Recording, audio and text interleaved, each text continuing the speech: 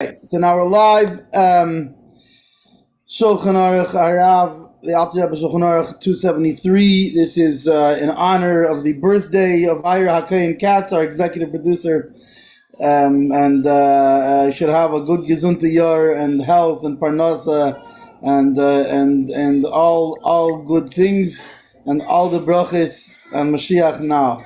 And a shidduch. And a shidduch too, for sure. Oh, yeah, right. Okay. How long are we going for tonight? Stuff with gelt, right? Yeah. Totally. Look at that picture. I love the picture. I love that picture. Tonight's not a regular time.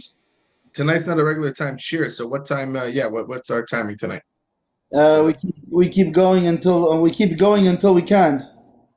Till we drop. Okay. Yeah. Let's do it. Okay. Ein kiddush al makim seuda. We only make kiddush in the place of the meal. Shem kiddush b'bayis zavach b'bayis acher. That if you make kiddush in this house and ate in a different house, bein shehaya daitem lechatchila lechel b'bayis acher. Whether or not he had intention to go from one house to another house, bein shekiddush al das lechel b'bayis zeh. Or if he was intending to eat here and then he changed his mind and ended up going to another house. He did not fulfill his obligation for the meal. And by the way, this is a fairly stringent position he's taking.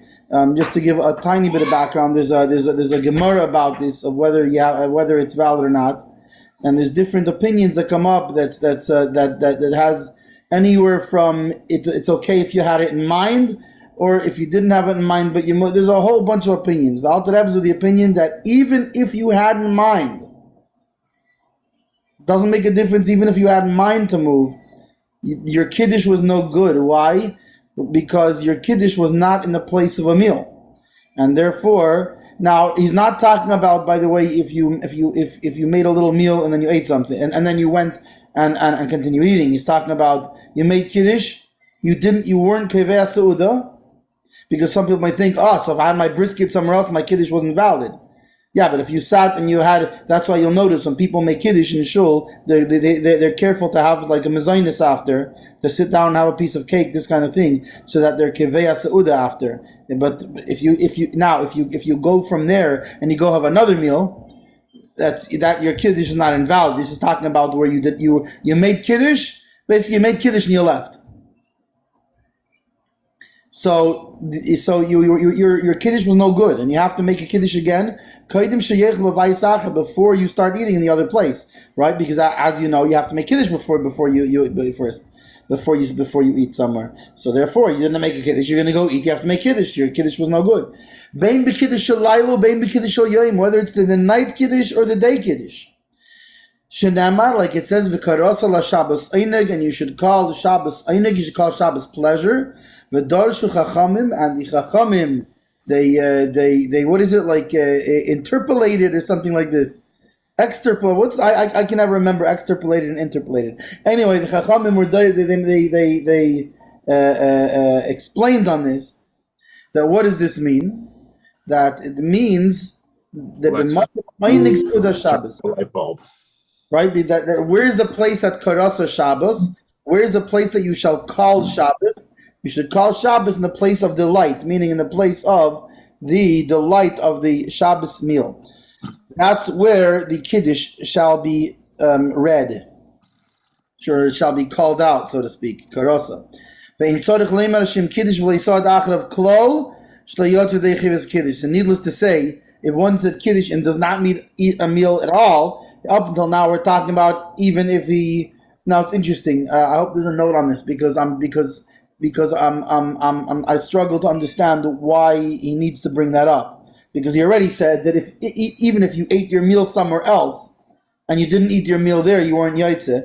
So it's curious why he brings up here that if you didn't eat at all a meal after that, needless to say, you did not fulfill the obligation of kiddush. Notes. Okay.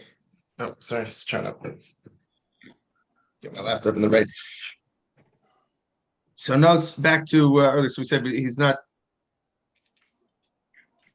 If he says kiddush in one house, eats in another house. So we're talking about this requirement applies not only with regard to the person making kiddush, but other people who fulfill the kiddush by listening. So it's not just the person who makes the kiddush has to be makom shudah, but also the listeners. So therefore, if kiddush is said in the shul for the public, they should also have to be some cake and the like. So the kiddush, what we said, in place of a meal. Fine.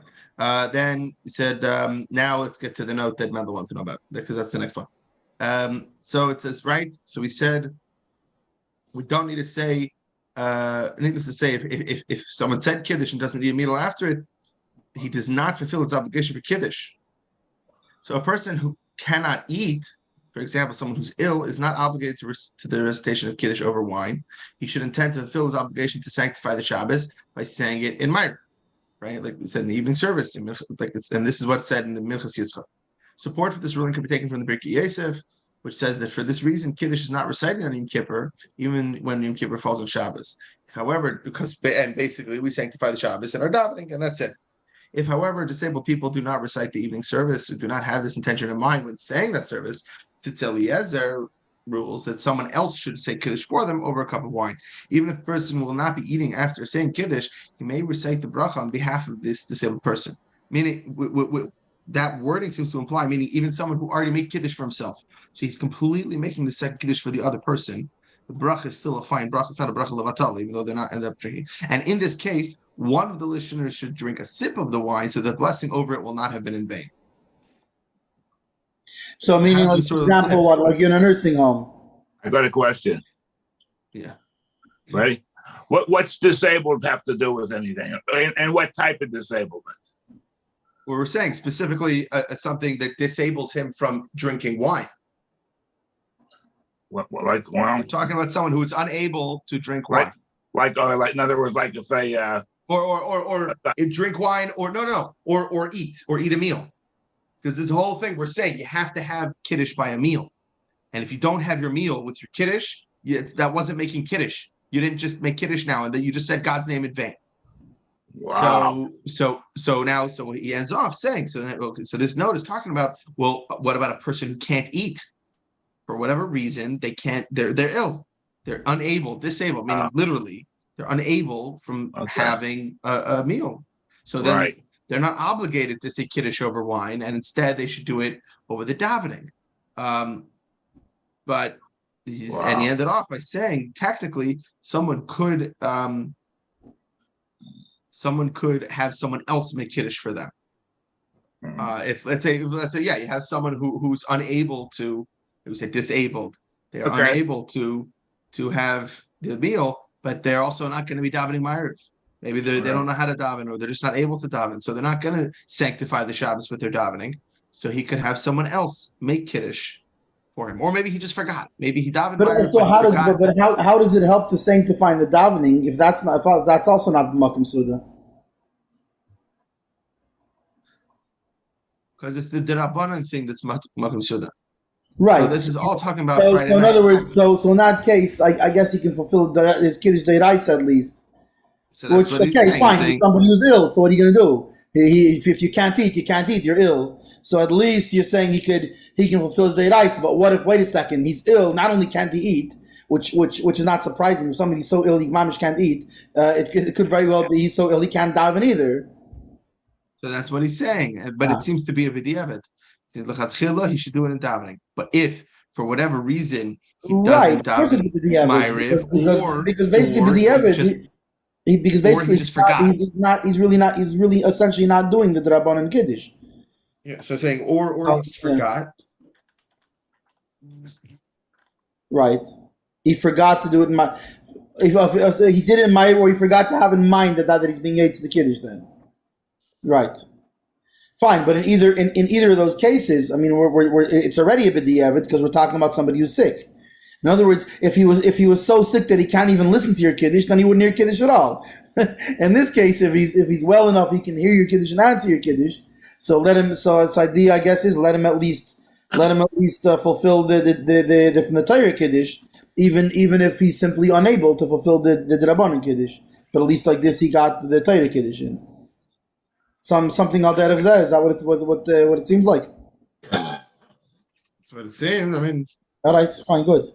But what does that have to do with the Ein Tzarich Leimishim Kiddush Leisad Achad of Klal? What does that have to do with anything?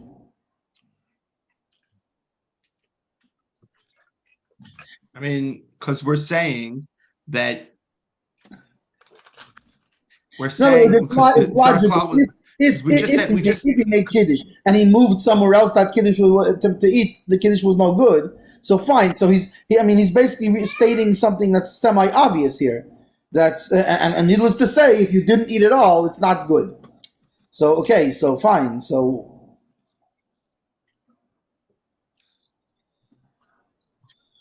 then the note is commenting that there is such an example of someone who isn't going to eat anything but could still be Yetzi Kiddush. It still would need to be Yetzi Kiddush. I get it, but why is that already not included in the ratio there? Why is that not included in the beginning? That if he moved, in other words, we could he already said Ein Kiddush El B'Makim Suda. He already said that even if you just move from one place to another before eating, it's not counted. So obviously, if you didn't eat it all, it's not counted. So in other words, I get it. There's that he's in the notes pointing out a scenario of that. And not only that, Adrab, he's saying in that case, but you actually are Yotze. But anyway, it's just a little interesting that he goes that step further to like, needless to say, if you didn't make a meal at all, but you already said Ein Kiddush El B'Makom Suda. What's your question? Your question's on the Alter Rebbe. Why did the Alter Rebbe add this line? Why does he add that line in the end?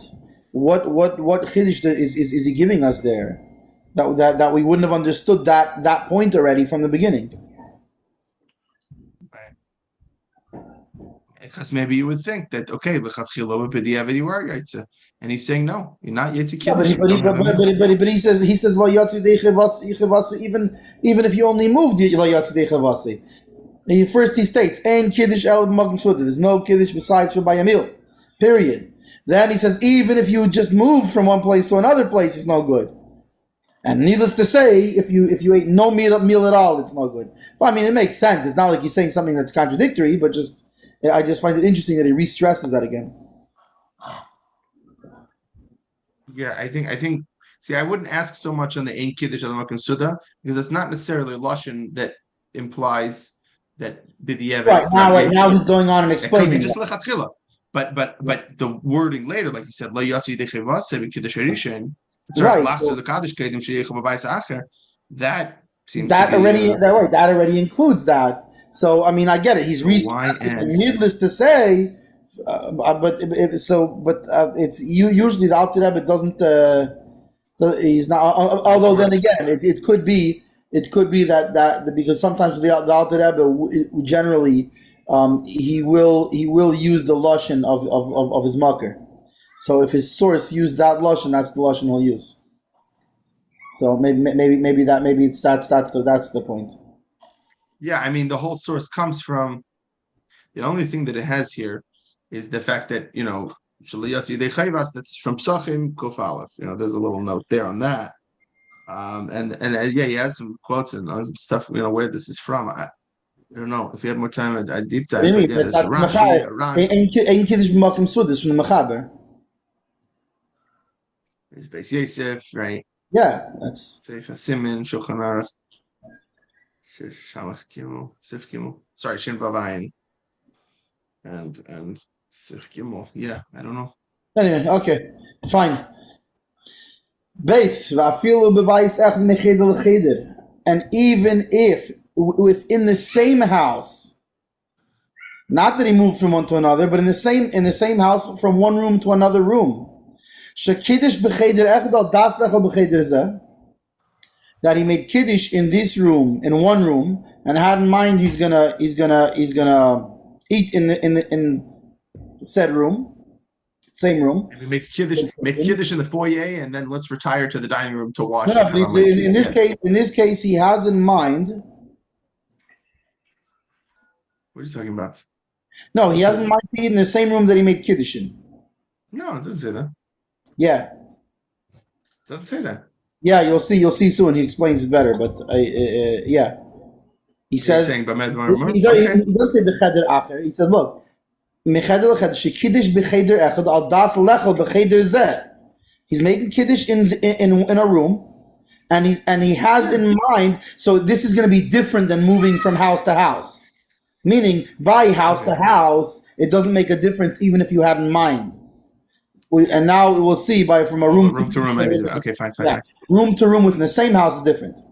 So if he is in a room and he had in mind to eat in the same room, and then he changed his mind and went to go eat in another room. So too from the what's that? From the house to the to the next level. It's his mind. What? I think it's no, brain, like his his intent. No, that's nimlach lechel. His intent it means he changed his mind and he went to eat. Mebais la'aliyah means like from the house to the loft. But whatever. First floor, second floor, third floor, upstairs. I think aliyah is usually means like a loft. Maybe he's saying that because the way the houses were built then or something, maybe there weren't like floors like exactly. The way they translated it is right, or if he says it on the first floor and then they decide to eat on the second floor, or vice versa. But usually, upstairs. Fine. I mean, aliyah labayis, or from the second floor to the house. Tzarich lachzor lekadish, he must make kiddush again. Why? Because he had in mind to make it in this room, and now you went somewhere else and you didn't make a suda. When are we talking about? When he changed his mind. But if when he made kiddush, he had in mind to eat in another room within the same house, if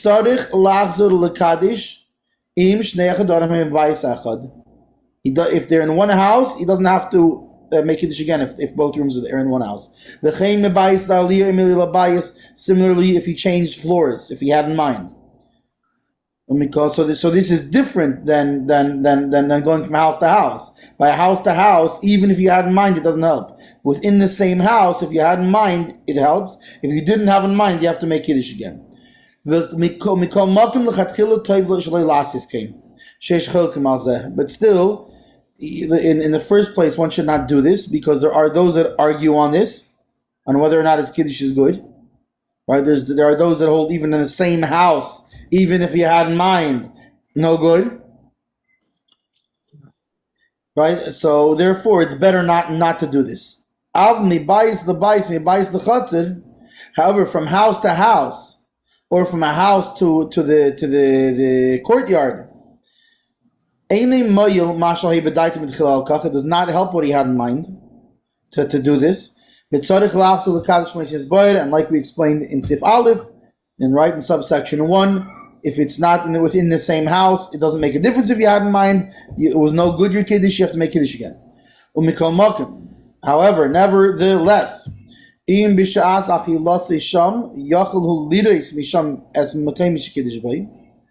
if from this place, right, wherever he is in this new house, whether he moved to the house, he moved to the courtyard, if he can see the original place he made kiddush in, even through a window, even just part of the place, part of that room, you can see part of that room in the through the window.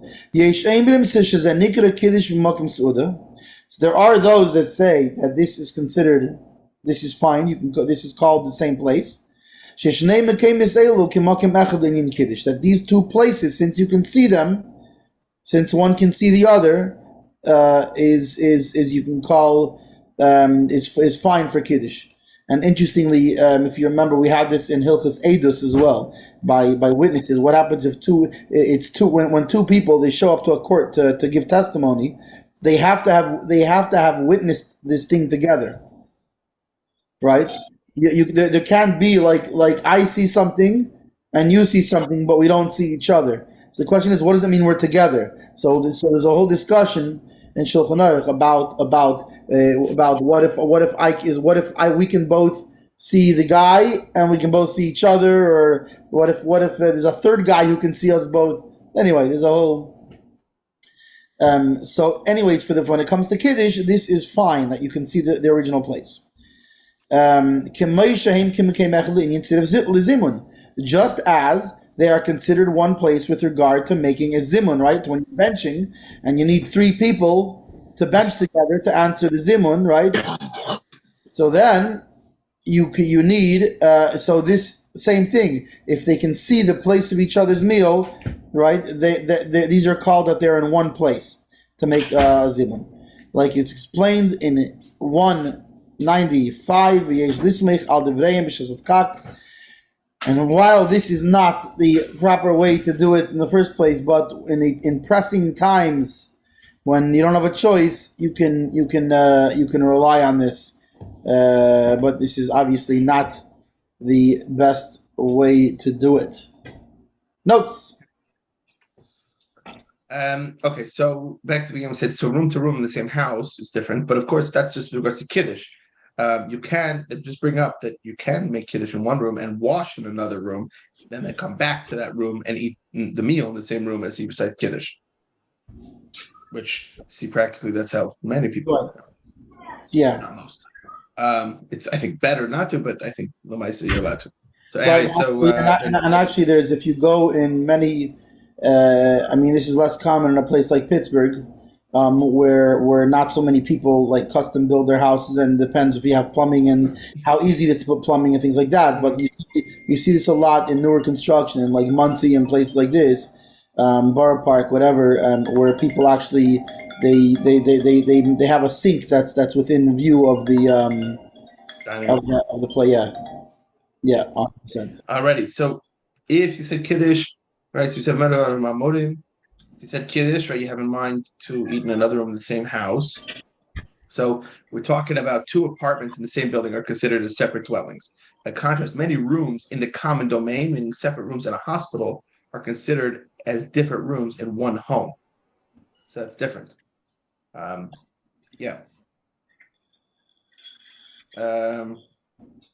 Down, so we said we're talking about you're moving from a house to a courtyard, kind of chutzner courtyard. We're talking about like Talmudic time courtyard, when you have a shared courtyard, you have a courtyard shared with others, or basically one that is not enclosed.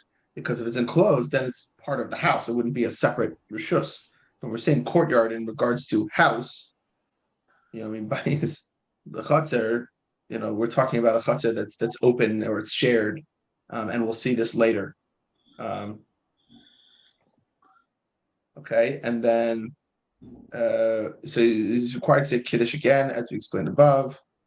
We'll see. Yeah. Okay. Then so even if you can see through a window, so that's based on 178 and 195. It can be concluded this leniency does not apply when a public domain separates between the 2 places. The Shulchan points out. So just because you can see it, the fact is, if there's Rishus Rabbim in between, that separates them. It's too wide of a gap, so to speak. And it says even if, but if there's not a Rishus Rabbim, and even if you only see a portion of his place, you don't see the whole space. It's not totally open. So the Shulchan states that one must be able to see the area within 4 cubits of the space where he recited Kiddush. Seeing another portion of the room is not sufficient. You need to be able to see within Dalet Amos of where you make Kiddush. So now these 2 places are considered as one place with regards to Kiddush. So that's it. Okay, and now Gimel. Mi pino lepino b'bayis echad, from corner to corner in one house.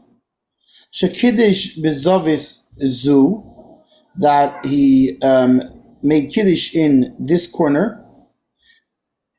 Al das lechel kan, and he had in mind he's going to eat in that corner that he's making kiddush in. And then he changed his mind to go eat in a different corner. Same house, same room. Even if it is a big hall, right? Like let's say in a shul, for example, is a good example, right? Or if you're in the big Oli Torah hall, right? And you're making one corner, you make kiddush, and then you change your mind to go into a room. In tzarich la'asor l'kadish, do not have to make kiddush again. That the entire room is considered one place. So it's all. So that's called Mekay Masuda. You make kiddushin. When we call makim lechatchila toiv shtei lasses kein sheish chelkim alzeh. Some don't agree. Some there are opinions that say no, and therefore, even though Alter Rebbe in principle doesn't hold by those opinions, but since there are such opinions, it's better when possible. Like, and then for example, and you'll see this in shul that and it's kedai to be careful of this is people, they make sure that, let's say for example, sometimes you go like someone like me who's loud, right? So they'll ask you make kiddush by the women's section so that people could hear, right? So but I'm not eating there. I have a plate somewhere else. So you make sure to bring with you a mezainis, crackers, something, right? And then you make kiddush, and then you have the akazayis right there, so that you had was b'makim seuda, and then you go on to your other place further down in the room to eat. So that way you satisfied this other opinion. Notes. Okay, so yeah, so you don't have to make kiddush again based on 178. One is considered to be eating in the same place, even though he cannot see the place in that room where he recited kiddush. But nevertheless, the chatchila shouldn't do so. As to Tehillah David says that this chumrah applies only when one changed his mind and moved to another place in the room. However, when you make kiddush, let's say, so your example, if they ask you, "Come make kiddush by one side," you're having in mind, "I'm going to have my meal over there." So that's not a problem then to eat over there. So we're just talking about the Tehillah David is just saying we're only talking about you didn't have it in mind. So what if you make kiddush like I had in the past? I go, let's see, I was at the Cohen's house to make kiddush, but I already knew I was just going there for kiddush for whatever reason. And then I was going to go to AC Darren's for the meal and bench. So I go to the Cohen's for kiddush, and I'd have in mind knowing I'm going to be benching. So it's wait a minute, wait, let me take it back. I made kiddush at the Cohen's, for example. Then I'm pretty sure, I think I washed at the Cohen's, okay? And then I would go to the Darren's so your kiddush was for sure fine because right. You washed, you ate bread. Right. That's a seuda. You just made a seuda. You're 100%. As far as kiddush goes, you're 100%. Did I have to bench at the Cohen? So that's a different story. That's a whole different. Why wouldn't I? Would go within mine. I already knew where I was going, and I was going to bench there. That's a whole different Siman. Okay. So, but right now we're talking about your kiddush. Right. Oh, okay. Okay, your kiddush was a valid kiddush because you washed there and you had a meal there. Well, got you. Right here, we're only talking about if your kiddush. I'm taking it too far. No, I mean it's a very good question, but we're not holding. What you're asking is about benching. Yeah, he's asking about the benching, and by the way, there also this same thing comes into play about did you have in mind or not. But for the sake of continuing here, we'll continue with kiddush.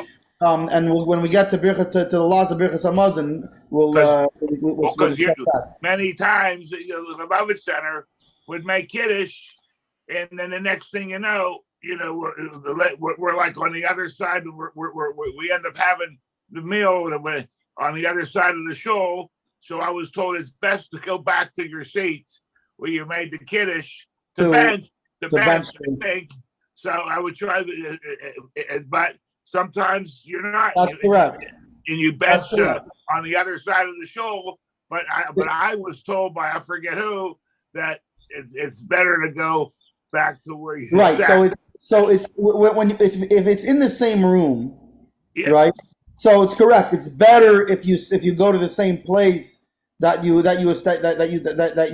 made the. But the truth is that it's right. If you made hamaitzi, it's better to go. However, it doesn't. It's not an invalid benching if you didn't mamish sit in that. Okay. But that's a whole discussion. That's a whole other one. Sorry. That's a discussion about Birchas Hamazon. I'm opening up a lot of words. Your kiddush, there is no question. Your kiddush was good, and also when you went Cohen and you washed there, your kiddush there was good. There was no problem with your kiddush there. It would have been the Markels, but I never got an invitation there yet. For the last 25 years. Yeah, me neither. It's curious, isn't it? Yep. Those I'll people have to don't get- invite. They I'm pulling your chain. Oh, this is live. Sorry. It's okay. It's a good thing you said chain. All right. Okay. And were we holding? We did yeah, notes? we were just still doing 3. I know we just finished 3 so far. We're up to Daled. 4. A sukkah which is in the house. It's inside the house. Meaning those removable roofs. Right. So, like for example, they have the houses that where the roof, a big skylight opens up, and they put they put schach on there or whatever. So it's in the house now. I'm guessing in the times out there, but perhaps the roof moving technology was not quite there. But in either case, it could be there were houses. For example, I mean, I don't know. In Russia, it's so common, but in places like Mexico, right, where the weather is more balmy than places like Russia, there actually are houses that have parts of the house are kind of like open roof and parts are covered and it's not really a courtyard because it's a thing. You go mamish from the house into this room. It just doesn't happen to not have a roof. Now it wouldn't be chayiv mezuzah, right? Because it doesn't have a roof, but it's up in the house. Question. That's what I'm imagining because I'm trying to picture a place in Russia that has. I mean, the only places in Russia that have a removable roof. It's not removable. It's. I know people in Russia that don't have a roof. No one said it's a Mendel. No one said it's a roll-up roof. The guy just removes his roof. Right. That's a cheap roof. It's easier. He figured. You know what? I don't have a roof anyway. I might as well make a sukkah in here. Hold on a second. Yeah. 2 things.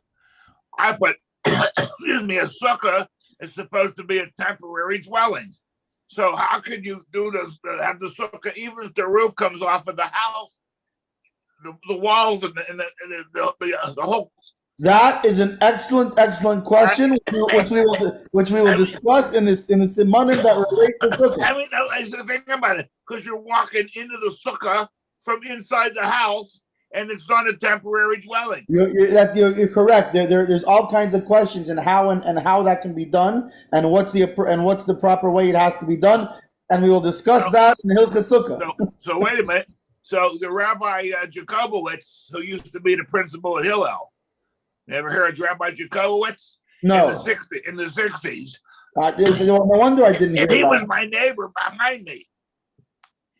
And he built he had a tool shed, and he had a slanted roof on it, kind of slightly, with a hinge, and he had a rope going up the side of his house with pulleys.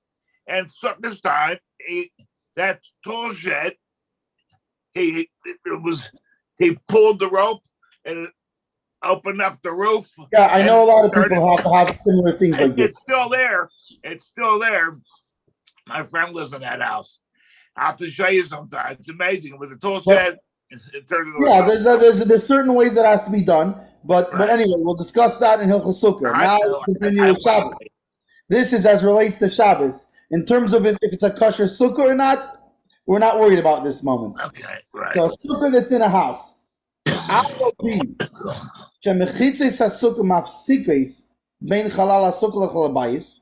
Right? Even though he doesn't call them walls really. He calls them like a mechitza is like a separator. How do you call it? Like partition. Partition, yeah. So even though I guess we'll see for what the significance is that he's calling it the partitions and not the walls. But even though the partitions of the sukkah, they make what do you call it? They make an interruption. They interrupt between the space of the sukkah and the space of the house. It's not considered its own room. Why? Being that the only reason you have these partitions up is because you require them so that your sukkah should be kosher. Other than that, what do you need the walls up there for? The sukkah is in the house. So you don't need it to protect you from wind or from anything else. You need the partition because you have to have 10 tefachim of sukkah. So therefore, being that it's the purpose of those partitions is only for that. Just jump back up to the other one.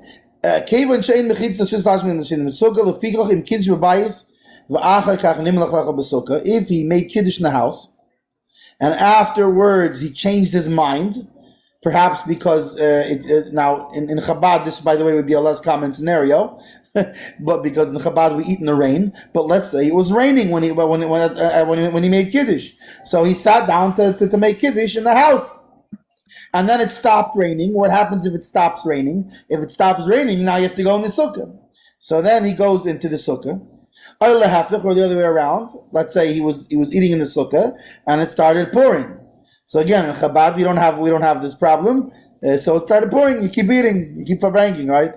But however, in most of the world, if it's raining, then not only are you not required to eat in the sukkah at that point, some would say it's better not to, because the joy of the meal and whatever, and it's not a way. You're not enjoying the Yom Tov meal. In either case, there's someone whose minhag is to go in the rain. So let's say it's the other way around. He made kiddush in the sukkah and it started raining, and now he's going to finish the meal in the house. Now again, remember, this is talking about he just made kiddush. It's not talking about in the middle of the meal it started raining. Once he sat down and started his meal there, again, how it's going to work for Birchas HaMazon, whole different story. In terms of how it's going to work for it, was your kiddush valid? So we're not talking about you started eating, because once you sat down and ate a kazayis in there, you already had a suda in that place. You're good. This is talking about in between. You just finished kiddush, and then it started raining. So now you're going to go out of the sukkah to have a suda, or vice versa. You made kiddush in the house. No, it stopped raining. Let's go outside and eat. You do not have to make kiddush again. This is like from corner to corner within the same room, meaning that the walls of the sukkah don't the walls of the sukkah don't change that, being that they're only there for the sukkah. However, if there are partitions of the house, meaning there's walls in the house that interrupt bein chalal habayis to chalal sukkah. For example, let's say you didn't put up sukkah walls. Let's say your house is already configured in such a way that there's wall for the sukkah, that there's enough wall for sukkah, that there's already walls there, your house walls. So if there's house walls, you can use that for sukkah walls. You don't have to put up another sukkah wall. So now, but here's the problem: is now this wall, it's not like a sukkah wall that its only purpose is because you need it for a kosher sukkah. It actually has a purpose as a wall house also. So even though there's a door, an opening from the house that's going into the sukkah, so now the rule changes and it becomes like room to room in the same house. Which, like we said before, right? What's the difference? If it's in the same room, even in a giant room, even if you didn't have in mind to move, you're still good. So in this case, where the house walls are the walls of the sukkah, then it's considered like two rooms. And then if you had in mind in the first place to go from here to there, then you're fine. If you didn't have in mind, you have to make kiddush again. Now, if the sukkah is not close to the house, but rather it's close to the air of the courtyard. But the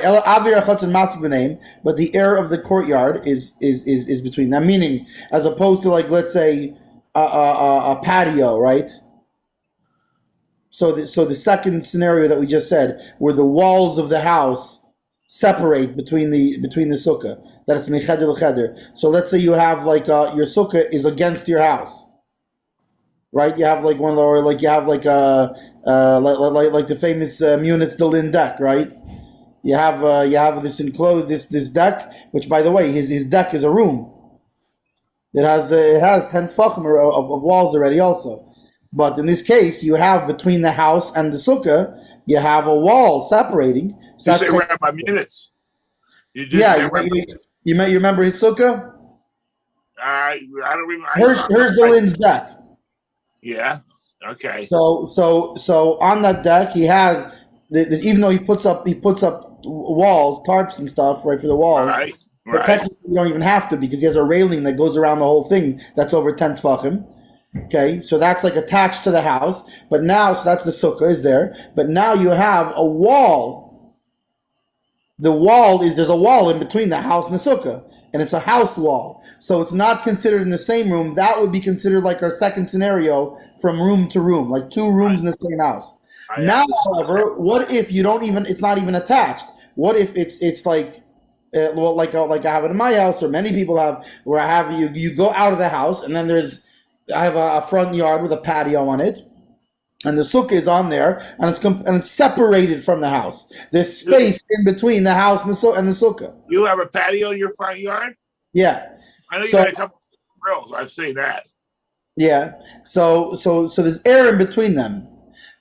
So harizeh can be bias the bias and be bias the chatzer. So this is considered like a house, like it's a separate house.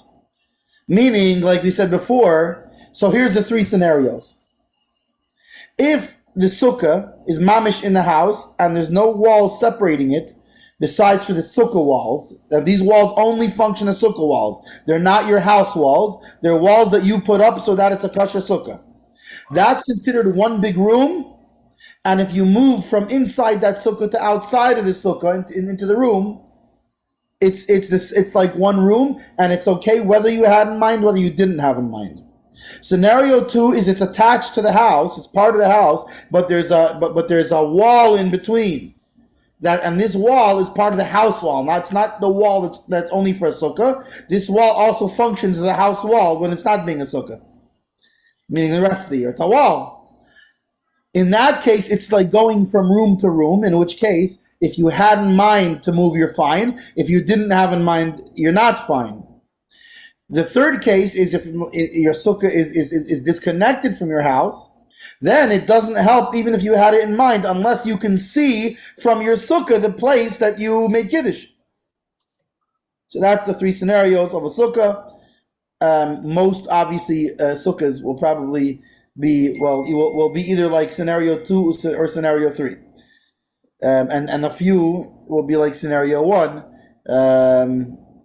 also, if they have a removable roof. Notes. So yeah, 1 second. Here we go. So yeah, so if he changes his mind, like you said, because of the rain or the cold, thought to eat in one place, change your mind, he decides to eat in the other. Then when he says, the walls of the house separate between the space of the home and the space of the sukkah, meaning even if it shares it's made outside of the house, but shares a common wall with the house, like you said. So it's attached. But it's not in the house, but it's attached to the house, right? It's sharing a common wall.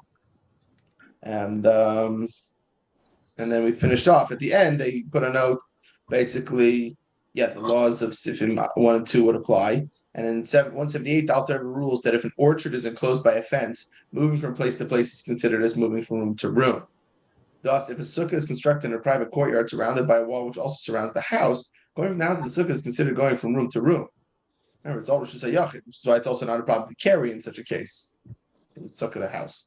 It's not like going from one dwelling to another. It's like going from room to room. So again, when we say bayis lachatzer, we're talking about not enclosed chatzer, because if it's enclosed, it's just like it's inside the house. It's one big house, and the borders of the house is the fence and the Rosh Hashanah. Which lamaisa, when we have a community eruv, that even if we don't rely on it, let's say, even though it's for those who wouldn't rely on it, but still it's good Rosh Hashanah, it goes to say that for these halachas also, it makes a difference. Meaning, if I decide to have an outdoor kiddush for whatever reason, I'm not going from outside of my house to inside of my house. It's going from room to room. Right. I was to Shmuel Weinstein's years ago, and I forget for what reason. I guess he wanted to extend and make an Erev from the back porch of his house on Wallingford, and we took some type of string and actually made a little bit of an Erev himself in his own backyard. For whatever reason, I guess he was having an extra piece. I can't remember why, but it just came in my head. Well, the expanded area of the expansion that includes even his house is more recent. It was a couple of years ago. The hospitals and everything. That was only 4 years ago. The expansion of the community area is what you're saying. Yeah. So I'm saying is my in-laws were not even in the community area up until a couple of years ago. No. Okay. I realized. So that's what I'm saying. Was he able to? Apparently, he must maybe to take a string from his back porch and make an arrow for your case. He made his own eruv. Yeah, you're allowed to do that. You absolutely have to make your own eruv. It's got to be halachically correct. I don't understand what the question. There was no question. Asking, are you allowed to make your own eruv? I was just actually, initially it wasn't a question. I just wanted to share the experience. What I saw him do for I can't remember the reason now, but he had a reason. He was telling me why he was doing it, and I remember vividly when he did it that time back in the early time. In the old times, Sif, hey. You must eat in the place of Kiddush. Not only must you eat in the place of Kiddush, but you must do so immediately after Kiddush. If he didn't eat there until after time, and how much time that'll be, we're not talking about yet. But he did not fulfill his obligation. And he has to make Kiddush again before he eats. And there's no difference between a small time and a long time. Obviously, there'll be a little bit of a difference between a very small time and a small time. But medvar mamurim, when is this speaking? When he made Kiddush, he did not have in mind to eat right away. Right? So this is a problem. Then, meaning, when are we saying that he did not fulfill his obligation? When he paused in between. This is when he did not have in mind. But if he had in mind, he was intending on eating immediately. Right? But something happened to him, it means he was forced. Something happened. Something came up that forced him. And he didn't eat till after time. Then he did fulfill his obligation. And when he goes and eats in the same, obviously he still has to eat, whatever it was. You made Kiddush and God forbid, like sometimes happen, the baby bumped his head on the wall, and now you go check on the baby. Baruch Hashem, thank God the baby's okay because the baby still was watching out for your baby. But in the meantime, you didn't start eating right away. So now you go back, obviously, to the same place where you were. You can't now change places. You go back to where you were, meaning according to all the rules above, in terms of what we call the place of Kiddush. And you're good. You don't have to make Kiddush again. But that's if he did not go out from this place between when he made Kiddush and the 8. But if he walked out, so let's say you were now the question is, what does he mean by this place? But anyways, let's just assume it was next door. Let's just give the most extreme version. Is he was in the house and he made Kiddush, and the kid walks in and says, Tati, the baby bumped his head next door by the neighbors. Or maybe you were making Kiddush by the neighbor. and Tati, the next door by our house. So now you went out from the place to another place. and you came back into the original place, now you have to make Kiddush again because you left that place and came back. But if in the first place he had in mind not to eat after a time, even if he had in mind not to eat here, but he'll eat somewhere else. Now, right, which we know you can't do that. Right? As we said before, both of those things you cannot do. You cannot, if you make Kiddush and you have in mind to eat this Uda somewhere else and you go somewhere else, your Suda was no good. Hear me. Furthermore, if you have in mind to go, if you have in mind to not eat till later and you eat later, your Kiddush was no good. However, we're saying you had in mind to do something the wrong way, but then you ended up changing your mind and eating right there, right now. Despite the fact that you had in mind to go change places, etc., your Kiddush now is good since you ate your once you change your mind and you sit down right away and have the meal. Notes. All right, so there's one big note right at the top. So basically, right, so we're saying you have to Kiddush. By the way, before we get to the note, it's not a mashal, I think, sorry, not a mashal, example, I think it's very important, just as a disclaimer, with regards to when we're in hotels. We have Shabbatons in hotels. Now, that also brings up another thing with regards to Erevin, but just to touch on, with the whole thing of carrying. So most Rabbanan Paskin, I think, Lamaisa, it's fine, because you're renting the rooms that you're in, so the hallways and public spaces become like kind of shared space, so you're allowed to carry between those things. I remember hearing that the Frierdiker Rebbe, though, still customarily would make a deal with the manager and give $1 to kind of like privately rent even the hallway space and the lobby space or whatever. Because, and I would say, I wonder though, because that would make a huge difference because the Kiddush, there you are making Kiddush, let's say in the hall where everyone's doing the Shabbaton, and you realize the challahs were not brought into that room. Even to go across the hall into the side storeroom or the other kitchen, you just left the room. And if you walk through the hallway, if that's not Rishus HaYachid, if you didn't do that deal where you gave the $1, then you have to make Kiddush again. So I wonder, I don't know. I have to get into Erevin a little more, and in that case, the hotel, but to find out, yeah, you have to make Kiddush because it would seem that's public space. You're in an apartment building, Crown Heights. The hallway, it's shared use space, but it's not private property.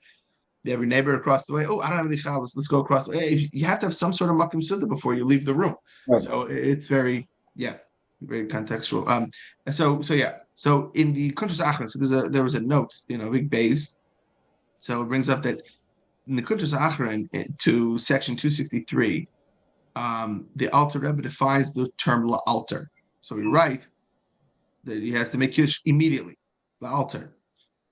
Translated here is directly after, as referring to an interval that is, quote, significantly less than 15 minutes, end quote, which is approximately 10 minutes according to the Badei Shulchan. In our context, there are authorities like the Badei Shulchan who allow up to an interval equivalent to bichidei achilas pras, the amount of eating press like a dough ball or something, which is 4 to 9 minutes, and others, Eshel Avram of Buchach, who permit up to a 72-minute interval. We brought up before, which is a huge difference between 4 to 9 minutes and 72 minutes. Badei HaShulchan and the Mishnah Brura emphasize that this restriction does not apply when the interruption is made for the purpose of the meal. As support, Badei HaShulchan notes that at the Pesach Seder, an extended interruption is made between Kiddush and the meal. So it could be hours before, especially on the second night in the Lubavitch Home, it could be hours and hours before you eat the meal. That's all for the meal. Even on a Shabbos, fine, not 72 minutes or whatever, but on a Shabbos, right, when if you have a lot of guests and everybody has to wash, etc., right. It takes it's not immediately. It takes some time there. I was going to say, especially, let's say, for example, not a regular Shabbos, we talk about Sukkos.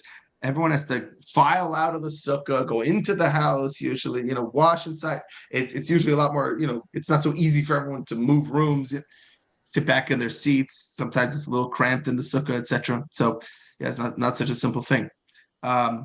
Yeah, absolutely. And that was it. Vav. Vav yachol adam lekadish lacherim afal pisha ena ichli mohem. A person can make kiddush for others even though he's not eating with them. Ve'ein bazeh mishum kiddush leib mekayim suda, and it's not and it's not a problem of eating not in the place of the suda, meaning for him it is. If that can't be his kiddush. But for them, the people who are listening, it's not a problem. Because the people listening, you actually there on the lines of what you brought up before. The people who are listening, and they're being yaitzi from his kiddush, that's their kiddush, and then they're eating the meal. So for them, that's the place of the meal. Said still, since he is not fulfilling his obligation with his kiddush, and so too, he already made kiddush in the place of his misuda, right? Like the example would be, let's say in a shul, I made kiddush with my mezainis, and they say there's women just came in who didn't hear kiddush. Can you make kiddush again? Okay, so you make it for them, right? So kevan who ain't tzarich l'kiddush zeh, ein loy l'kadish la'achin l'chatchila. So since he does not require this kiddush, so in the first place it's better he doesn't make kiddush for others. Unless they can't make kiddush for themselves. However, if he did not make kiddush for himself, tzarich li'zaherish shel lo yito im klum mikayis shel kiddush zeh. So now here's the thing. So there's two things we're talking about. One is you need to make kiddush for other people. You yourself, you did not make kiddush yet, and you're not intending to have your suda now. You're gonna make kiddush later and make with a suda, but they need a kiddush, and they don't know how to make a kiddush. So you make kiddush for them. Okay, so and the other scenario was you already made kiddush. Now you're going to make kiddush for them. So now, if you didn't make kiddush yet yourself, you're going to make later. You're not. This is not going to be your kiddush. Your kiddush you're going to make later. And you're just making it for them. You have to be careful not to drink from the cup of kiddush. Because you're not supposed to drink the wine if you're not making the kiddush in the place of your meal. You can still make the hagafen in this kiddush because you're making the hagafen for them. It's not a bracha levatala because you're making the bracha for them to be yotze from, so they can drink. So obviously, what's going to happen here is you make the kiddush, you make the hagafen, and then one of the people, ideally all of them have a taste. But if you remember, like we said before, it's important that at least one of them has milei lugma, that drinks the cheekful. Ideally, a revius, that for sure is important that one person has that, and ideally that even everybody has a taste, like we said before.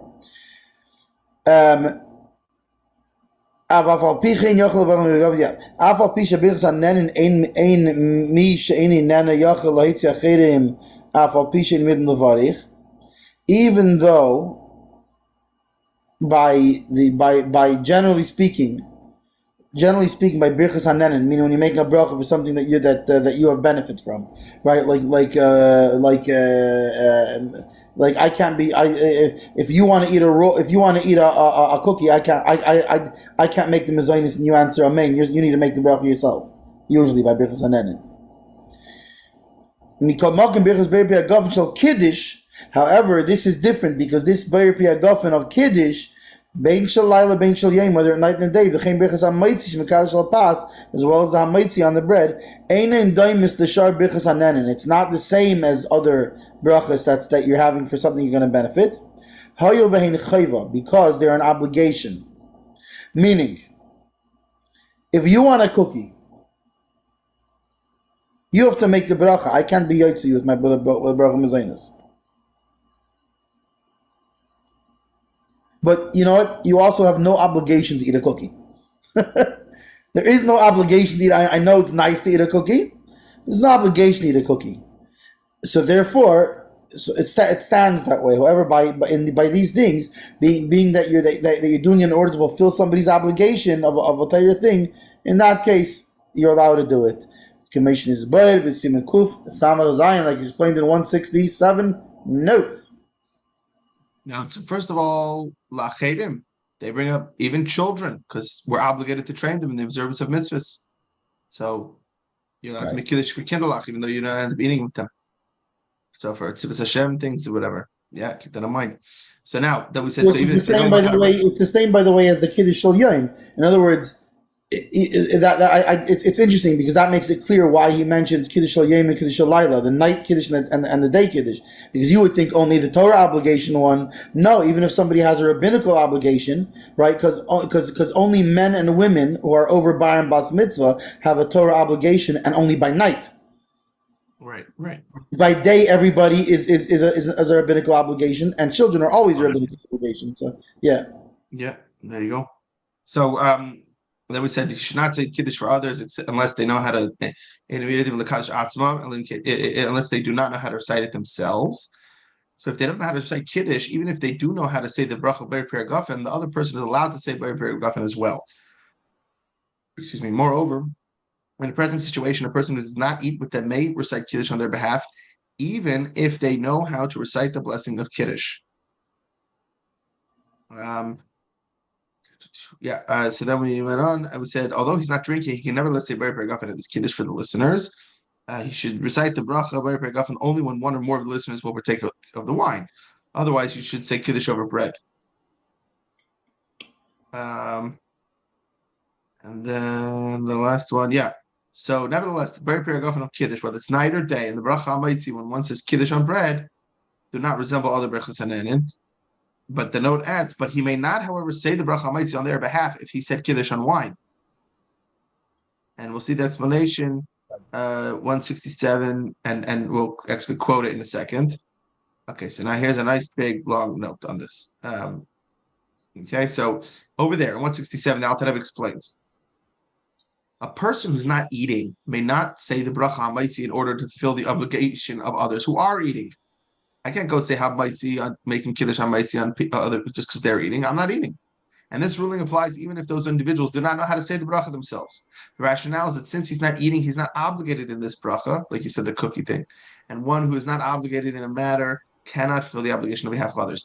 In this, the brachas recited in appreciation for receiving benefit, i.e. known as birchas hane'enin, do not resemble the brachas made over mitzvahs, birchas ha-mitzvahs. In the latter instance, one who's no longer obligated in the mitzvah because he already fulfilled his obligation can say a bracha for another person who has not yet fulfilled his obligation. Meaning for birchas ha-mitzvahs, sure, I can say the bracha again, so you can fulfill your mitzvah, and you still know how to say the bracha. So you can say kiddush and Shabbos Yom Tov for women, unlearned people. The rationale is that all of Yisrael are responsible for each other, call it with regards to mitzvahs that are obligatory. Hence, even a person who fulfilled his personal obligation is still considered as obligated in the matter. His fellow Yid has yet to fulfill his obligation. Like the Rebbe spoke very strongly about. We closed the Sfarim on Friday to go on Mitzvayim because my tefillin is lacking because there's a Yid out there who's not putting on tefillin. So, with regards to Birchas Hane'enin, by contrast, even though they're obligatory for those who derive benefit, just because I'm enjoying the steak doesn't mean I have the option. Basically, it doesn't mean it's for someone else. I have the option of just not eating the steak, not deriving benefit, and if I'm not deriving benefit, then I won't recite the said bracha. So another person who does not personally derive benefit is not considered as obligated in the recitation of the bracha, but the first person must recite on the food from which he seeks to derive benefit. Different laws apply concerning the blessings recited over all eating and drinking that are obligatory, independent of the benefit the person derives. For example, the bracha over the matzah on the first night of Pesach and over the wine for Kiddush, whether at night or during the day on Shabbos and Yom Tov. In these instances, if a person does not know how to say the bracha, another person who has already fulfilled his obligation may say the bracha, enabling the unlearned person to fulfill his obligation. This includes also any one of the brachas hane'enin associated with the mitzvah, meaning ha'maitzi for the matzah, b'er piragafen for the wine. If the unlearned person desires to make kiddush over bread rather than wine, doesn't know the bracha ha'maitzi, the learned person could say the bracha ha'maitzi in the kiddush, fulfilling the unlearned person's obligation. In this instance, the bracha ha'maitzi is recited as part of the obligation of kiddush, not to enable the unlearned person to derive benefit, though, so can't be doing it. Zion. Heiru hageinim. Yeah. Here we go. Heiru hageinim shezesh amru chachamim ein kiddush al magim seuda ein tzarich sheyigmer sham kol seudasei. So this is a very important thing. This part of it, because we went through all these situations of not being able to leave the Suda and having to making sure to start the Suda right away, right? Which seems like a daunting thing, but no, it isn't. And we'll see this is why people do what they do.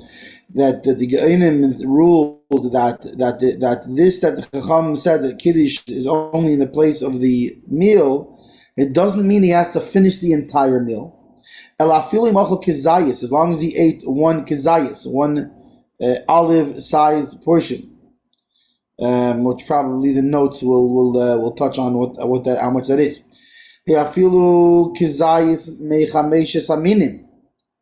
Right, or not even bread, but even a kizayis over one of the 5 types, meaning a right, a piece of cake, a cookie, etc., a cracker. Or he drank, or alternatively, right, because there are 2 important brachas besides your hamaitzi, there are brachas of chashivus, which are mezainis and hagafen. So alternatively, if you drink a revius of wine, milvad kais kiddush, besides the cup of kiddush, yaitz bazeh kiddush b'makim seuda. So you fulfilled the obligation of your meal. You can eat the meal after this in a different place. Bein miyad, whether immediately, bein zman, or after time.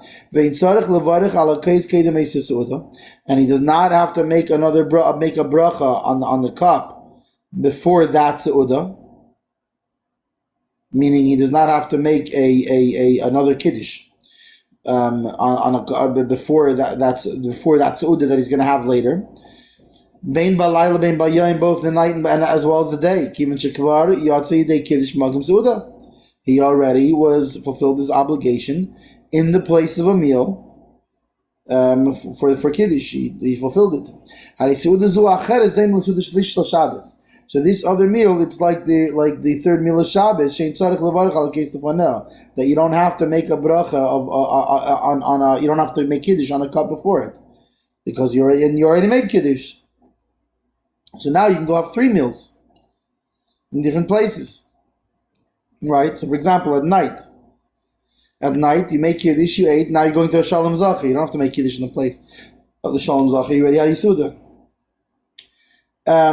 So anyway, this is why we see people are machbid, and it is worthwhile doing so. Of when you make kiddush, so for example in shul, to bring and this is why you also see the people not just make a mezainis after, but they make sure that when they're saying kiddush, they have a mezainis right there to make the hagafen on. I mean, to make the that they're going to make kiddush on by there, and that they make kiddush, and right away they eat a kazayis of mezainis, of cracker, cake, cookie, whatever it is, something that's mezainis. Now, if you do not have cookies available, which is the usual way that people do it, you do have another alternative, and I believe Yehuda Leib brought this up because there was the case where you had to go and make kiddush by someone's house, and there was no mezainis that you could rely on as necessarily being 100% kosher, and what you did in that case was you drank a second revius, like the Rebbe says here, that your kiddush is valid also if you have an additional revius of wine at that place. That the first revius you drank was for kiddush. The second revius is for the purpose of the meal. Notes. So the measurements.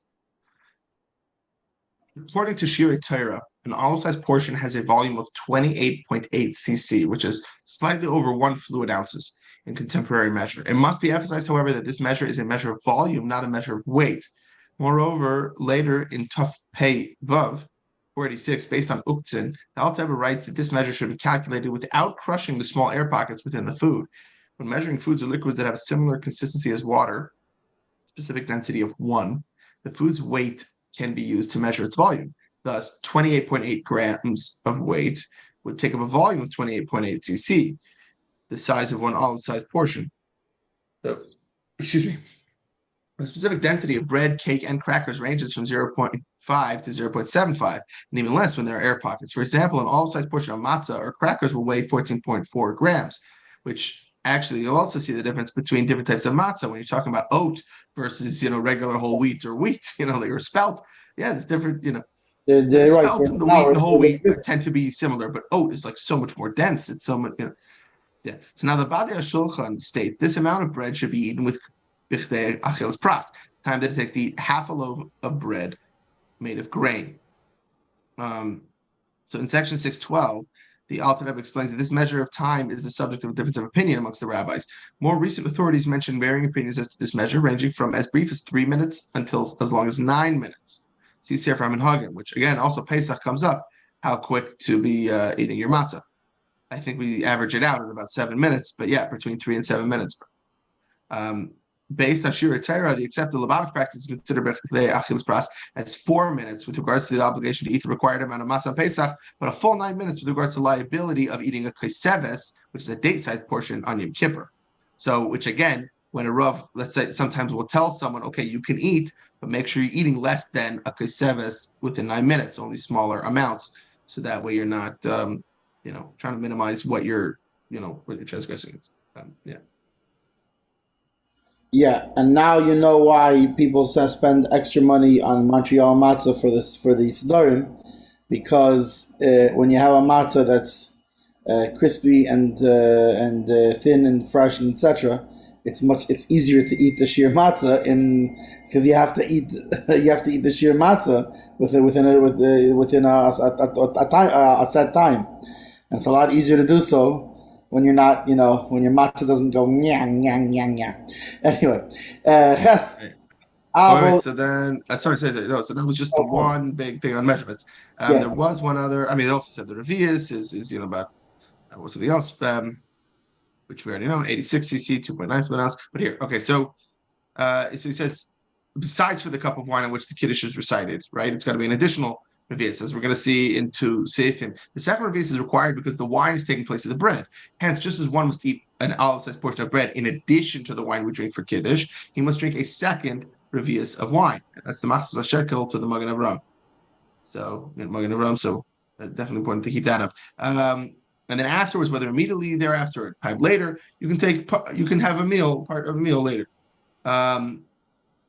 So, as we see in 249, we saw it in Reish Nun, or some people saw in Reish Nun, states that it is a mitzvah not to eat anything else before one partakes of his Shabbos meal, so he'll partake of the meal with an appetite. Nevertheless, it's widespread and custom to recite Kiddush and hold brotherly farbrengens after davening and partake of one's meal afterwards. So we were saying we sit down for a meal versus having a technically makim suda meal is what he's talking about.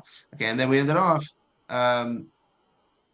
Right, so since you already fulfilled the Kiddush in place of meal, this meal is more similar to the Shalosh Sudas, the third Shabbos meal, and you don't have to make make on a Kiddush. Okay, so we'll see later.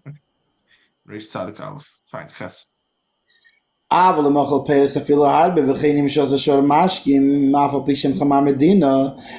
if he did not have bread or mezainis, or meaning other grain foods that they're not bread but they're mezainis, or wine, even if he had a beverage which is chamar medina, like we mentioned before, that on we talked about what you can be yotze kiddush on and what you're not yotze kiddush on. So these things, even though it's chamar medina and it's an important thing, that's for Kiddush itself. But so if you had a cup of wine for Kiddush, now you have another cup of wine for the Suda, you're fine. But if you made Kiddush on beer or one of the other things, again, we'll refer to above the things that you can make Kiddush and when you can make Kiddush on them, etc., etc. But you cannot then go and have another Revius of this for your Suda, like you can with wine. Why? Because wine satisfies the heart. V'chameishes haminim ikrayim mazin, and the 5 grains are called sustenance, meaning they are things which give sustenance. And therefore, it is fitting to call them in the name of a seuda, which actually you'll notice that seuda has the same shayrish, the same root as sayed. Like we said, sayed Leib. It satisfies the heart. So that's the same shayrish as seuda. Masha'en kain b'sha'ar mashma pedis, where on the other hand, other fruits and drinks and things, they do not share these qualities that wine and mezainis have. So you cannot make the meal on those things. Notes.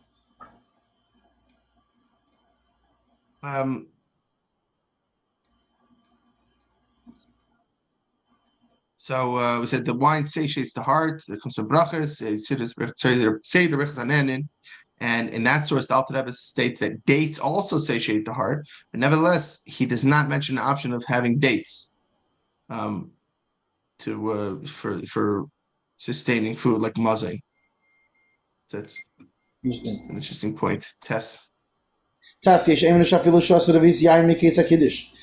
say that even if he drank a revius of wine from the cup of kiddush, which is interesting because he just said that meaning as opposed to a different so if you drink wine, a revius of wine from the cup of kiddush, you were meaning.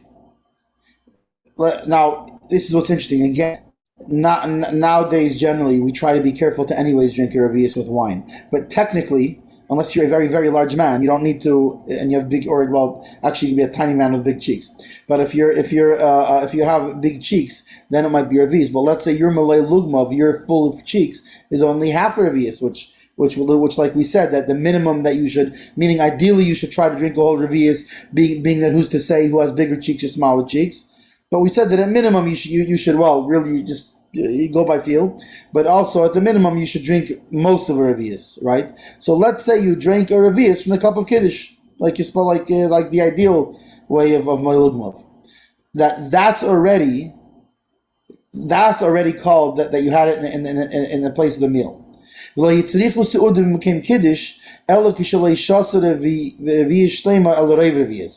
when did they require a seuda in the place of kiddush?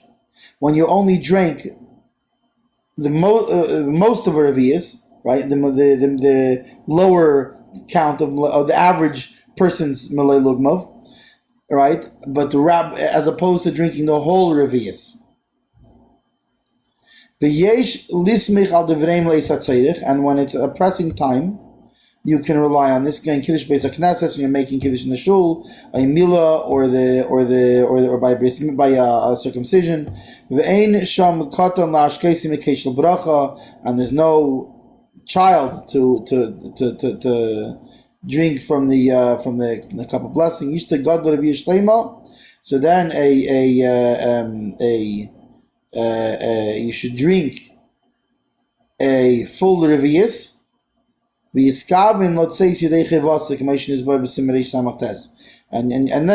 it's good that you should and then you're fine. You fill the obligation, like it's explained in 269.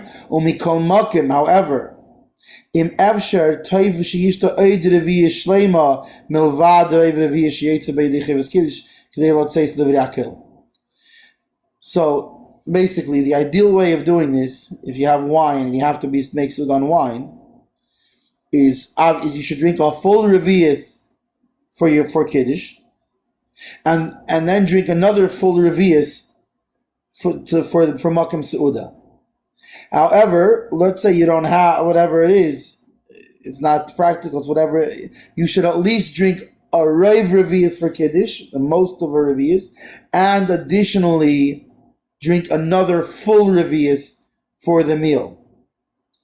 If you weren't able to, and it's pressing, and whatever it is, and b'diavad, whatever, if you drank just the one full revius, Now remember, if you're only drinking just the Kiddush one and you're not drinking another Revius, then you have to make sure that the Kiddush that you drink is itself a full Revius, not the Reiv of a Revius. Most of a Revius doesn't count here for this, even if it counts for the Kiddush. So then at minimum you should drink a full Revius when you make Kiddush, and have in mind that that's the Seudah. Even better is if you drink at least most of a Revius for Kiddush, and another full revius for the meal. And best is if you drink a full revius for Kiddush, and then you drink another full revius by for the meal. Notes.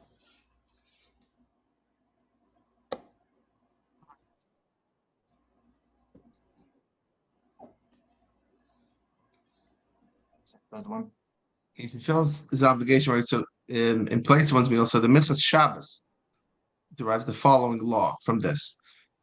A person who says Kiddush and drank one revius of wine but didn't eat anything else should not say Kiddush again when he partakes of his meal, because it's possible he did fulfill his obligation with Kiddush he previously recited, because he did have revius. I'm just wondering if it goes back to like what we said before with the whole Ein Sarich, whatever, back in Aleph. I don't know. I don't have the head for it right now. Trying to think about it, but that's just, yeah. And if possible, he should listen to the recitation of Kiddush by another person in order to fill his obligation, and then must partake of a meal in that place. I guess just in case it's not. But the Minchas Shabbos seems to say that you're having revius after you make Kiddush, that could be, considered the Makim Suda. And you could rely on, so the Chachamim said a meal has to be eaten only in a place where Kiddush was said, where you didn't drink a full revius of wine, and you could rely on their words when necessary. For example, when making Kiddush in a shul. According to the custom, the Kiddush is said in shul, like we said in Reish Samach Tes, or at a bris. So a kid's not present to give him to drink from a cup of wine, right? So during a bris, a bracha said over wine. If the bris is being held on Shabbos, there's no kid present. I remember there was a Shabbos bris. It's like a whole specific way to do it, where you make Kiddush as part of the bris. It's like a whole thing. Yeah. Right. So if the bris is being held on Shabbos, no kid present to drink the wine. The person who's reciting the bracha must consider the wine as his Kiddush. Thus, if the meal celebrating the bris is being served elsewhere, where there will be a delay between drinking that wine and partaking of the meal, the person reciting the bracha will face a quandary. He can resolve it by drinking revius and relying on the linear view stated here. The outlet of his words here shed light on another issue, that although mitzvahs are not performed in bundles, or you say more psachim, and we quoted earlier in Reish Ayin Aleph, reciting the bracha over the bris and kiddush at the same time is not considered performing mitzvahs bundles, and that comes from Leket Tziyun of Haris. It is a very interesting thing, because Taka, like that's. I remember the last bris. Well, because I've been a couple of brisim since then, including my own son's, that was on Shabbos, but we did it later. We did it in the afternoon so that people could walk up. So it wasn't right after davening, as is tradition, before Aleinu. But the last time was at a bris where it was Taka after Aleinu, and it was on Shabbos, was actually in Keser Torah before they had to move out or whatever. It's like long time, a couple of years back. It was like one of the Nadich's bris. But anyway, remember, it was like a whole thing. Remember, Rosenblum made this whole announcement, and they brought like a little, because it's not in the room. They didn't do it in the room where they have the meal.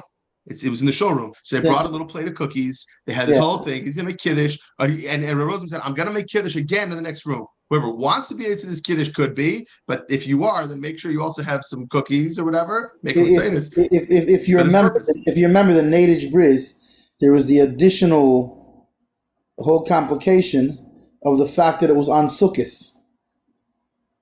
So then it wasn't Nadish. It wasn't Nadish. This was in the showroom. Well, I don't remember who was Bris. No. Or maybe it was. Maybe it was one before that. But I remember there was a Nadish Bris that was in. But that was in the JCC, in the new Kester already. In like I'm talking about, this was the old. This is the. So maybe it was. Maybe it was a prior Nadish Bris. Right. So you're saying this one though is also out in the sukkah. So, but they had to go the shul. They had to go out to the sukkah. So they have to. Right. It was a whole thing of. And by the way, I don't remember what it was, but it was this whole complicated thing of, because now you're gonna go and have to make Kiddush in the sukkah, and like so So what did they do? Did they just go do it all outside in the sukkah, or was it more important to do it in a shul? Because what did they do? What did they do? I'll tell you what they did. I told you that they said, man, this is complicated. Thank God Rabbi Rosenblum's here. That's what they did. Don't tell them to do. There you go. Because even this is after the fact. I don't remember how it was what the seder was, how it had to be done. No, l'chaim. That's what happens. Okay. What I Fine. do So then, remember is an extreme thing of Hashgacha Pratis by that one. Is that somehow the Rebbe's letter didn't make it there that day. There was a bris in Lubavitch Center in the Sukkah the day before, and I was reading the Rebbe's letter for that, I think. So I was looking it over before, and I forget, there was something that caught my eye about which, as if I haven't never read that letter before, but there was something that caught my eye about the Lashon or something. So it's really, anyway. So just so happened that next day it was fresh in my mind. I was able to read the Rebbe's letter without the Rebbe's letter. Nice. There you go. So it was bichlal. It added something more interesting to an already quite interesting, which fits. We are talking different age here, so very, very, very, very fitting that you know. It's a little more unique. Fun situation. Yeah. Okay. Yud. Where are we? Yud. Yep. In Kiddush b'seich beis v'shama ash shechene ha-kiddush mimeno kishu b'teich bayis shaloi v'shulchan lefano Aruch lefano v'lechem miyad beis imakim. If he makes Kiddush and Markel makes Kiddush with his window open. Yeah, and his neighbor hears Kiddush from him, from his house, and his meal is set in front of him. Yotzi bei yedei chevasei. He does fulfill his obligation. Why? Because he is in the place of his Yehuda, and he heard Kiddush in the place of his Yehuda.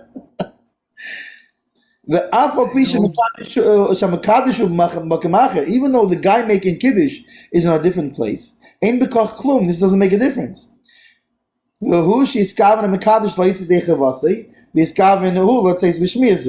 Now, obviously, which this is not just in this case, but as we said in a prior sif, is that the person making Kiddush has to always have in mind the people who are being yaitze from him, and the people being yaitze have to have in mind to be yaitze from that Kiddush. So we're not talking about a case where he just happened to overhear it, because in that case, the guy who's making Kiddush doesn't have him in mind. We're talking, he sees him through the window, he picks up his cup, hey, Shmuley, have me in mind, he yells through his window. And the guy goes, okay, and he makes algae or whatever, you know, and he makes Kiddush. And then he answers Amen. He's Yaitze. Let's say he not only that, he wants to do it in an ideal way. So he has his own cup of wine that's not pugum. He drinks from his cup of wine. Boom, he's Yaitze on Kiddush, and he's having a Kiddush in the place of his Suda. As long as he had in mind to be Yaitze him, and he had in mind to be Yaitze for him. This is a fun sif, no?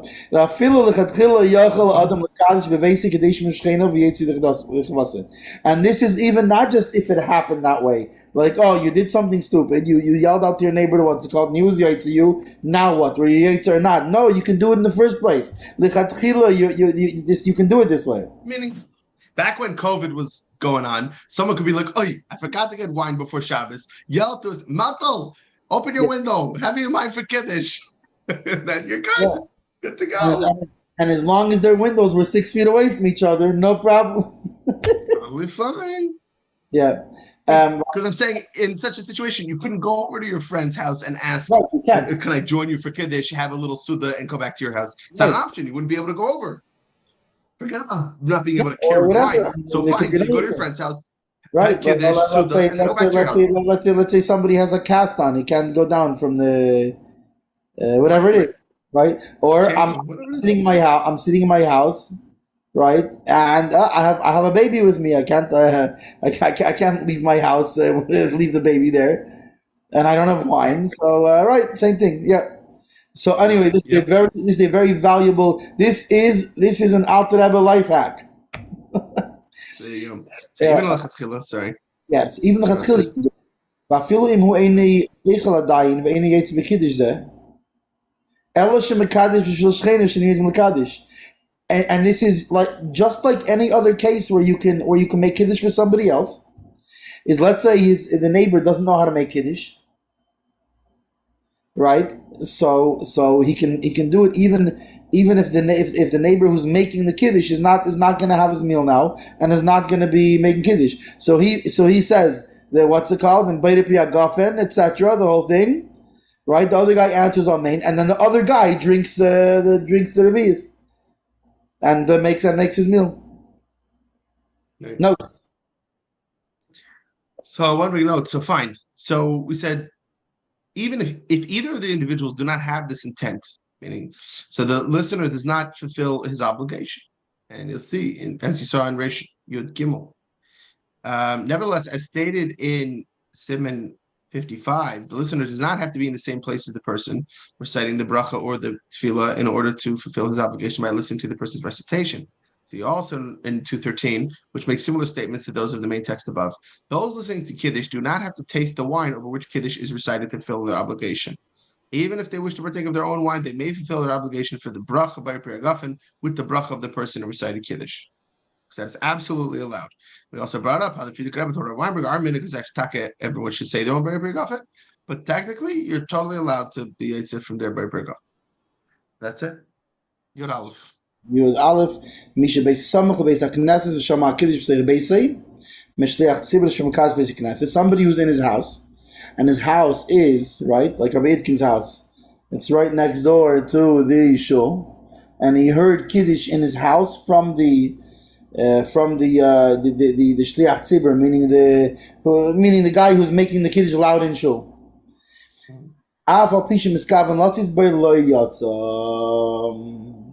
And this case is not Yetzir. So if it was my house and your house, it's fine. But if he's hearing it from the guy in the shul, he's not Yetzir. Why? The Fishav is that nowadays that people, we don't have visitors, meaning visitors who are gonna sleep there, that are gonna sleep in the shul. Right. Once upon a time, the way it worked was you're going to visit a village, a town, a village, something. So you would go and you would, unless you knew somebody there, whatever. Let's say there was people just a Jew in town. No problem. You sleep in the shul. Yeah. But nowadays, this is not something that we really do. So the person making kiddush there is not really having in mind to be, which is kind of a funny thing because in theory the whole reason you made it there was in case somebody isn't Yaitz. So I wonder if now it went back the other way. The only reason he's making kiddush there is because there's a minhag to do that. Right. So I wonder if this doesn't apply when it's like, say you make a kiddush or something, and usually, for example, like when Rabbi Rosenfeld makes kiddush in the shul, or any Rav makes kiddush in the shul, he's actually taka having in mind mamish to be yaitz everybody. So, and it's not just because the minhag. And in fact, in the case that there's no kiddush, we don't make kiddush in shul. So we don't even do this minhag of making kiddush in shul. The only reason we make kiddush in shul is because we're having a meal, a kiddush. Wait a minute, like you're saying, like many Yom Tovim, for example. We don't do kiddush. No. What I'm saying is that we do not follow this minhag. Okay, for example, Friday night we make kiddush in shul usually. Right? No, we don't.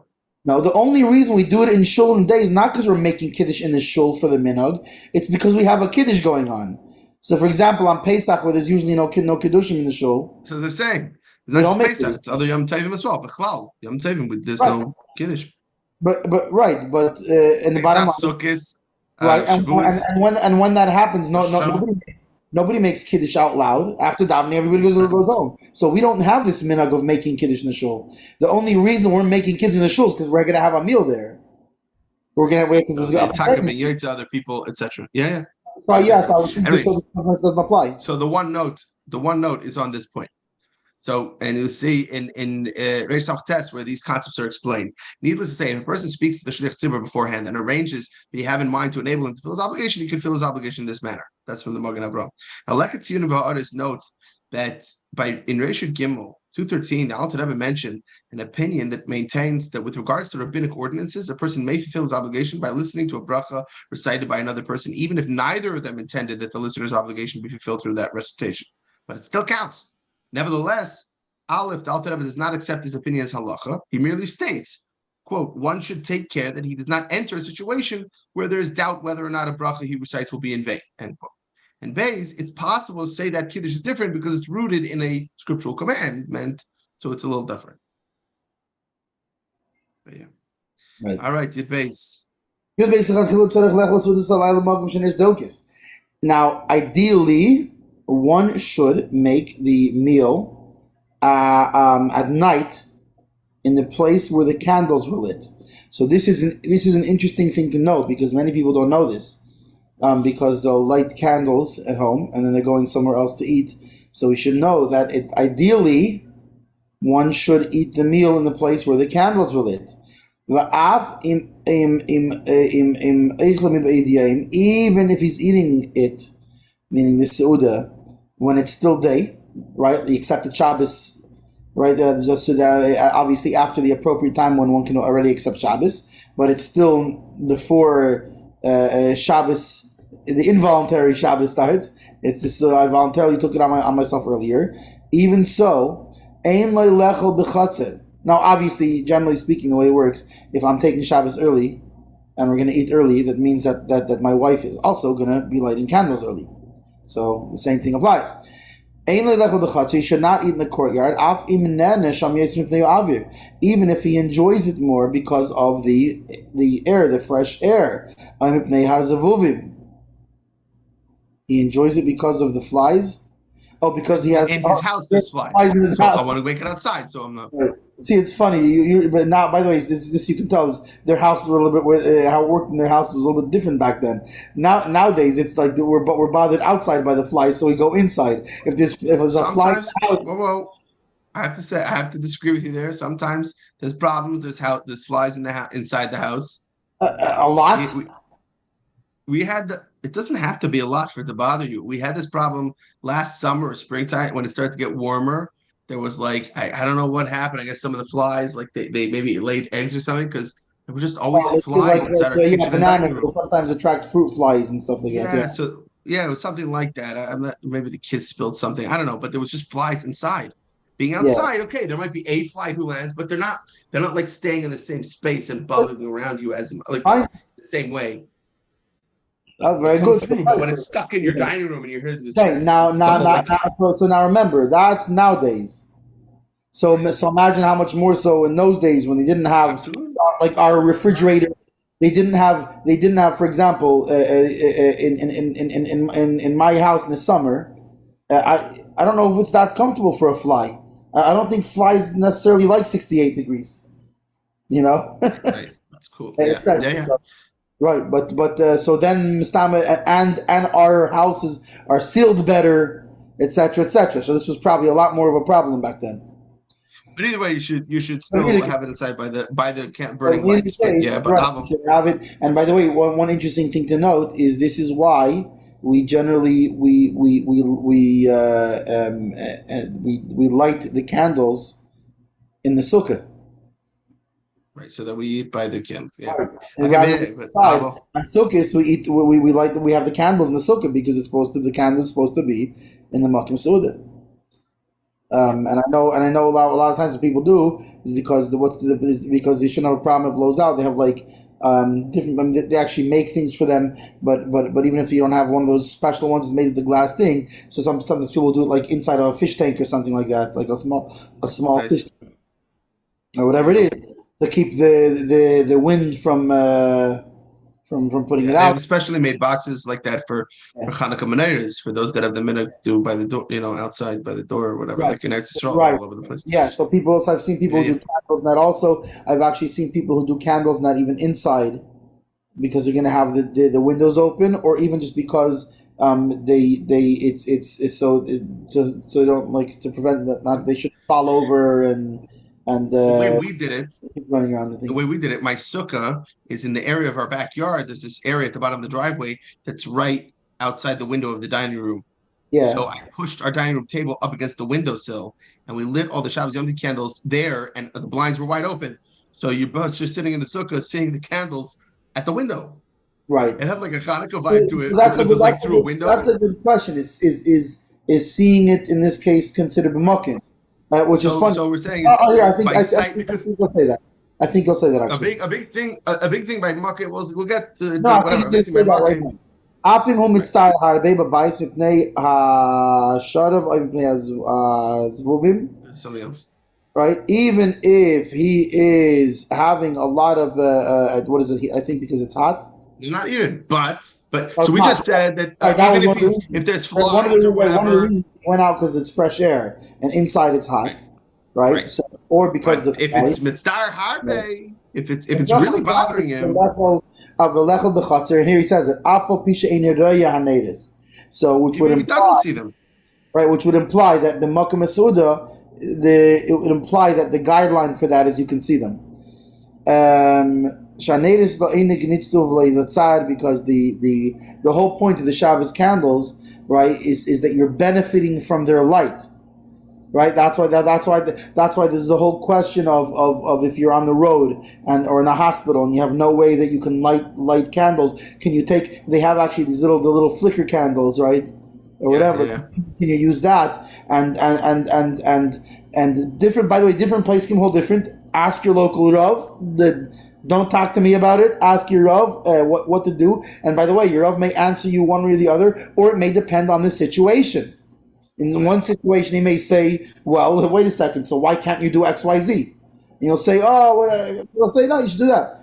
In either case, I believe that was it Shtem Zalman Auerbach who actually doesn't, he doesn't like the idea. I'm trying to remember who it was, if that's who it was. But in either case, he says in the end, he says, but if you did it that way, you definitely don't have to add another candle. You know, like how if you missed lighting candles to add another candle, you have to add another candle after it. So he says, but you definitely don't have to do that. If you did that, it's for sure you don't have to do it. Good life here. So, right. I will say when we packed our baby bag. Yeah. So what's we whole would pack basically 2 regular tea lights and 2 of those little the switch tea lights, just in case they wouldn't let us burn. So what's the whole point of doing these little tea lights? It's the fact that I'm turning on a light. In other words, ideally, yeah, we do it with fire, whatever. But really, the whole thing isn't about fire. The whole thing is that I'm adding light for Shabbos, and I'm adding a light to benefit from for Shabbos, and that's the Havamina. That's in other words, the logic behind why turning a light on and saying like it's the covered Shabbos or whatever is a thing. So we see that the whole reasoning behind Shabbos candles is to benefit from the light. So over here, your Shabbos candles are causing you tsar, they're causing you discomfort and pain. Then so obviously it's not what we want, and therefore if it's really bothering him to be in the house. Then he can go even if he can't see the candles. Rakshi Yizoir Shiur Nedis Aruchim Sheyidliku Ad Alayla Kimeish Yisbar B'Sham Gimel and Sham. However, he should take care. Now, I don't think he's necessarily now talking about. I don't think he's necessarily talking about whether you can see them or not. I think either way. Just make sure that they're big. Meaning, I think he's jumping back to the fact that even if you lit them miba'id yom, even if you lit them when it's still day before Shabbos started, right? Well, or even just the fact that just back to the beginning, when you eat the meal, the candle should be burning, because that's something I wanted to bring up. Right. Some people, they dilly dally on their way back from shul, or they dilly dally while they get home and then they're setting up the table. No, you got to be kiddush before the candles go out. That's one thing. The other thing I think he's also talking about is if you're eating while it's still day, you're right. So in that case, fine. I ate in the place this day, But in addition, there's two things here. One thing is your candles should be on when you're eating. Which, by the way, lav dafka doesn't mean your candles have to be lit for your whole seuda. As we established before, when you eat a kazayis, that's your seuda. So you should make sure the candles are lit at least through like your hamaitzi. Right. Or if you're going to be eating mezainis now and then make a hamaitzi later, whatever it is. But through this thing that we said, or if you're going to have 2 cups of wine, in either case, through that you made your seuda in the place where your candles were. That's A. B is that the candles need to continue burning into the night. They have to be right. Right. Even though you accepted Shabbos early, the candles still need to burn a little bit at least. When Shabbos itself comes in, right, which could be after Tzei, so yeah, it needs to go through after Tzei. Explained in 263. See there. Yeah. Okay. So now there's one note based of significance that back to the point actually of so he says Taka, if it's so much tsar. So you could go outside, make Kiddush, even though you're not seeing the Shabbos lights. Over there, they bring the Kaf HaChaim, who brings up, there's actually Kabbalistic reasons, esoteric reasons for the Shabbos meal to be eaten where the Shabbos candles are burning. And I think we're saying, regardless of seeing them or not, no, Bim Makkah should be in a space. So therefore, he suggests kindling a Shabbos light outside in a manner that it will not be extinguished by the wind. Meaning, as far as I remember, I think I actually learned this in the Kavachayim before, but either way, what is that? From what I remember, I think I understood is that even if you light the rest of your Shabbos candles inside, okay, you should have at least one light that's not going to go out. That's a Shabbos candle that's by your at your meal on the table. Right. So get one of those, smelly lights, or get one of those things that's even if you just have one that has like a lantern cover, something. So you're eating by a Shabbos candle.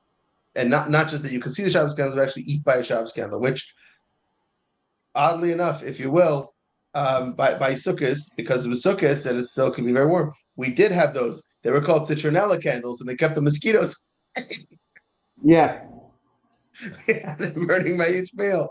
No. Anyway, but yeah, it could be. That could be a Shabbos candle. Anyway, so the next Siman is going to be 276. I think it's getting to time where if I make more noise here, I'm gonna be waking the baby up. Yes, so let's go tomorrow morning. Are you pretty much open all day tomorrow? Yeah, pretty much. Okay, me too. So I think what we're gonna aim to do then is tomorrow will be a special day in Shulchan Aruch podcast history, and we're gonna pretty much I try to do a marathon. Sounds good. Good. And yeah, so fine, good. So what time is good for you? I guess we'll be in touch in the morning. But if you can do 9ish or something like that, whatever, fine. Okay, good. So tomorrow is the Shulchan Aruch marathon. Again, Mazel Tov to our executive producer on his birthday, and he should have a Shnaz Bracha V'Atzlacha and Parnasa and all the brachas, and especially the main bracha that he should dance with Mashiach Tzidkeinu in Yerushalayim HaKadosh in the Beis HaMikdash HaShlishi right away. Amen. Alrighty. See you in the morning. See you in the morning. Morgan in the free.